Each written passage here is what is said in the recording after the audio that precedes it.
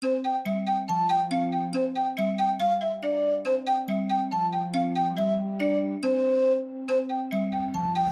pagi, perkenalkan nama saya Dewi Syarifah dari kelas FM 21A.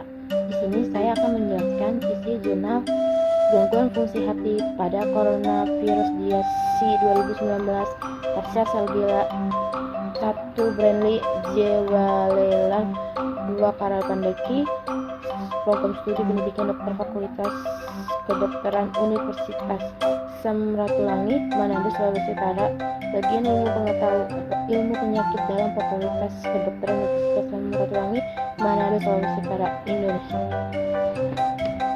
Di sini saya akan menjelaskan tentang abstrak. Angka kejadian dan angka kematian COVID-19 di Provinsi Sulawesi Utara terus bertambah, sedangkan data mengenai gambaran gangguan fungsi hati pada COVID-19 belum tersedia. Penelitian ini bertujuan untuk mengetahui gambaran fungsi hati pada COVID-19. Jenis penelitian ialah literatur review dengan pencarian data menggunakan 2 database, yaitu PubMed dan ClinicalCare. Kata kunci yang digunakan yaitu abnormal liver function and COVID-19, elevated allele aminotransfer and COVID-19, elevated aspartate aminotransfer and COVID-19, elevated gamma glutamate transfer and COVID-19, elevated alkaline phosphatase and COVID-19, elevated total bilirubin and COVID-19. Setelah diseleksi, didapatkan 10 literatur berdasarkan kriteria inklusi dan eksklusi. Penelitian ini mendapatkan bahwa peningkatan fungsi hati sering terjadi pada kasus COVID-19, namun peningkatannya tidak mencapai 2 kali nilai normal. Peningkatan paling sering terjadi pada GGT, diikuti oleh ALT dan AST. Bilirubin total dan paling sedikit yaitu pada peningkatan ALT. Seluruh literatur melaporkan peningkatan fungsi hati lebih sering terjadi pada laki-laki, dan pada kasus COVID-19 gejala berat dilaporkan oleh 8 literatur. 5 literatur melaporkan peningkatan fungsi hati meningkatkan mortalitas pada kasus COVID-19. Simpulan penelitian ini ialah terdapat peningkatan kadar ALT, AST, ALP, GGT, dan bilirubin total pada penderita COVID-19. Kata kuncinya gangguan hati COVID-19. Dan di sini saya akan menjelaskan pendahuluan.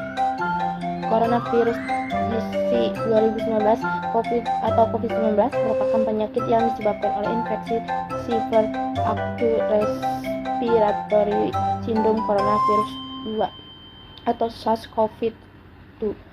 World Health Organization atau WHO melaporkan sampai dengan tanggal 30 November 2020 total kasus konfirmasi sebanyak 63.043.588 dengan 1.464.721 kematian di seluruh dunia, atau case fatality rate atau CPR 2,3%.